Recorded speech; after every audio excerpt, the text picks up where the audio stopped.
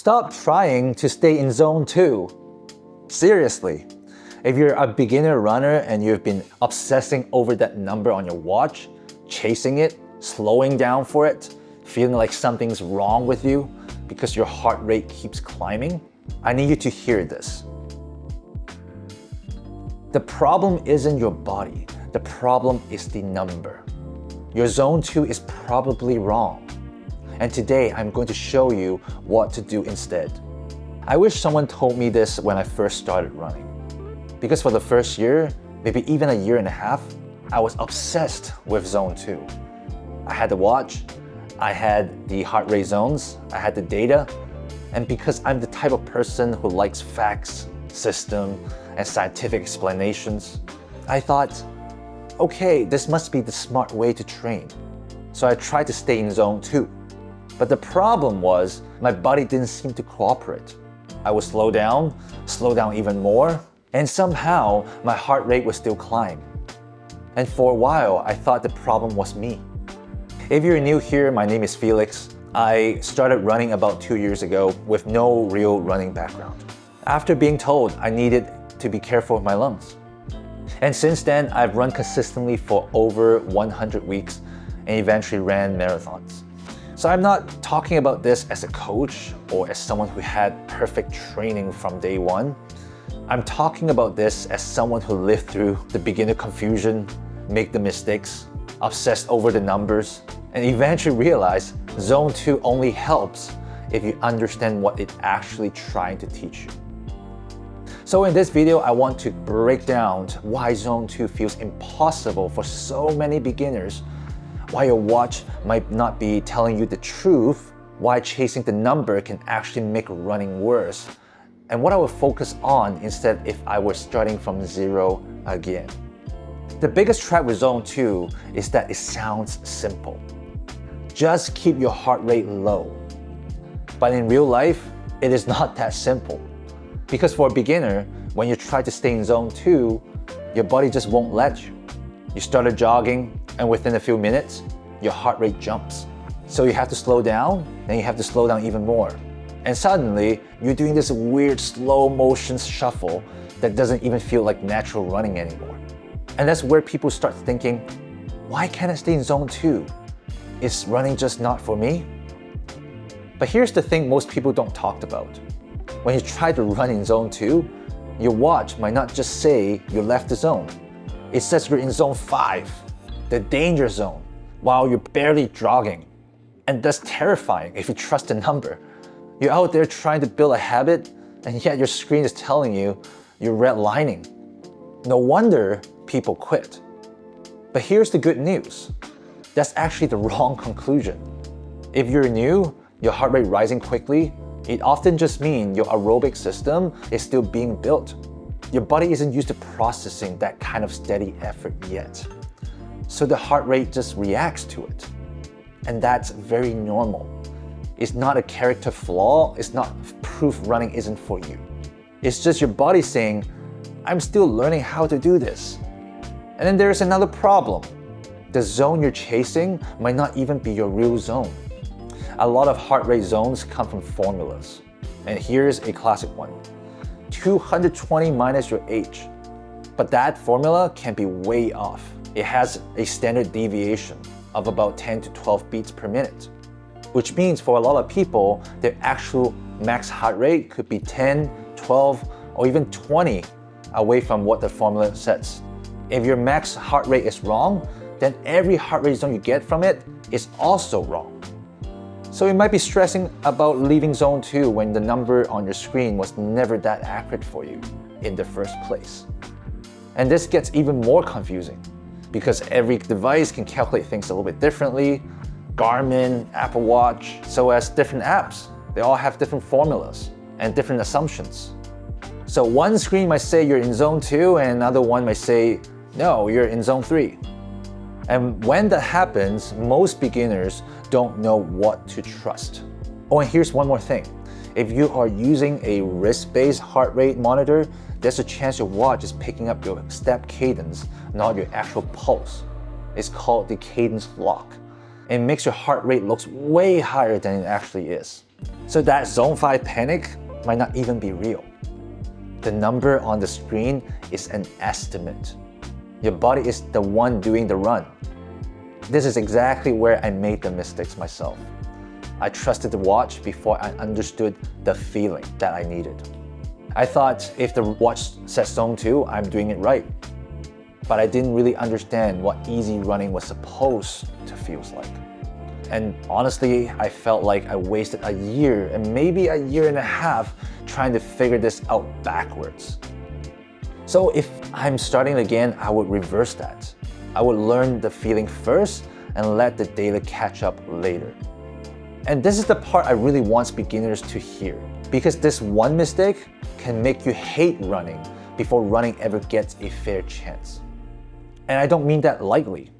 Running was supposed to be the thing that finally makes you feel alive, that finally makes you feel like I'm okay, I'm taking care of myself. And instead, you're staring at the screen feeling like you're failing at the thing you just started.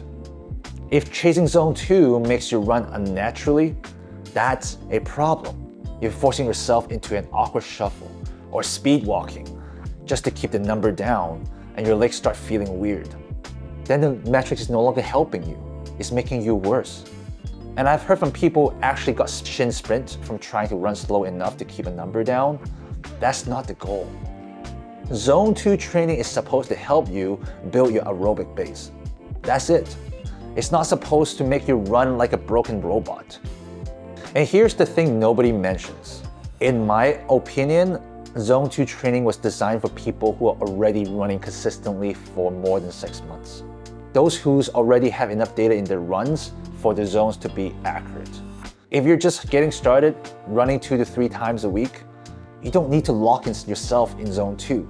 You just need easy running. And those are not the same thing. Zone 2 is a specific heart rate corridor.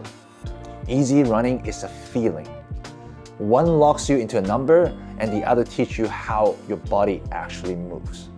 For a beginner, the feeling is what matters. So what should you do instead? Run by feel. Use the talk test. Find what runner calls conversational pace. Ask yourself, can I speak in full sentence right now? Is my breathing controlled? Do my legs feel relaxed? Can I keep this going for a while? If the answer is yes, you are in the right zone, even if your watch says you're slightly outside of zone 2. Another starting point, you can try nasal breathing. If you can breathe only through your nose, you're probably in an easy enough zone. But this is important. Nasal breathing isn't perfect neither. Some people can nose breathe at a pretty high intensity, so don't replace one rigid rule with another. Use it as a starting point, not a law. If your zone 2 says zone 2, but you feel like you're fighting for your life, trust the feeling instead of the watch. Because your watch can estimate, but your body is the one actually doing the run. For me, easy run feels like this. I'm breathing, but not panicking. I can speak a full sentence, even if I prefer not to talk too much. My legs would feel like they're in rhythm. I'm not stomping, I'm not forcing, I'm not fighting the ground. It feels closer to flowing than pushing. And even now, after 100 weeks of running, my heart rate can still drift. Sometimes I will feel fine for 5 to 6K, and then all of a sudden, my heart rates just start climbing. That doesn't mean the run is ruined, or I was doing something wrong. It just means I need to adjust. And if you're a beginner, that matters even more. If you haven't been running consistently for more than a month, especially if you haven't built up past 5K comfortably, zone 2 running might felt almost impossible. But that doesn't mean you should give up. It means your body needs time to build the plumbing. The aerobic system takes time.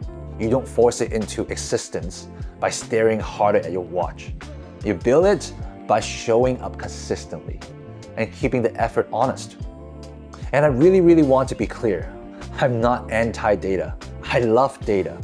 I use Garmin, I use the chest straps, I track my runs, every single one.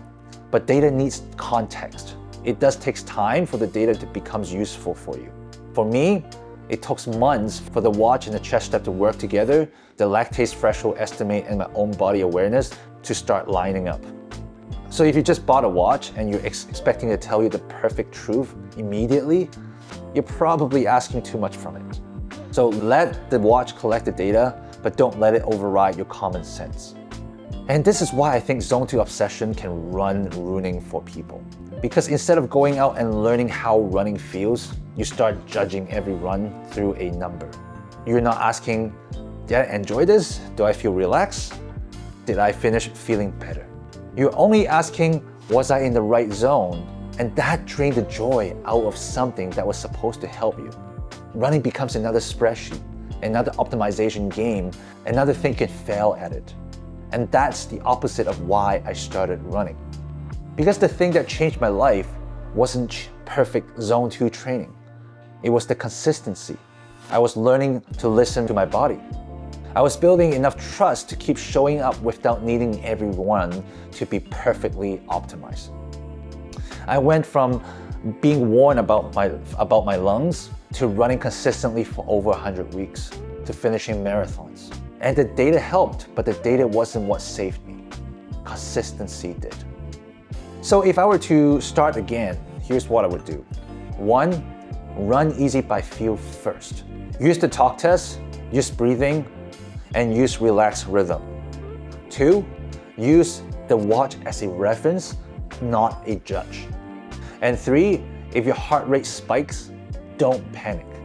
Slow down, walk, reset, and then continue. 4, don't run so awkwardly that you create new pain just to satisfy a zone. And 5, give your body time. Your zone, your fitness, your feeling will all become clearer if you stay consistent long enough. So the next time you're trying to stay in Zone 2 and your watch tells you you're doing it wrong, ask yourself this question first. Does this actually feel easy? And if it does, you're probably closer than you think. And if it doesn't, slow down or reset. But don't let a number convince you that you're broken or you're doing something wrong. You're not doing something wrong, you're just learning. And if you've struggled with Zone 2, especially if you feel like you literally can't stay in it, comment below. I actually want to know what your experience has been. Because I really think there are a lot more beginners that are confused by this than people admit. My name is Felix, just figuring things out one run at a time. I'll see you in the next one.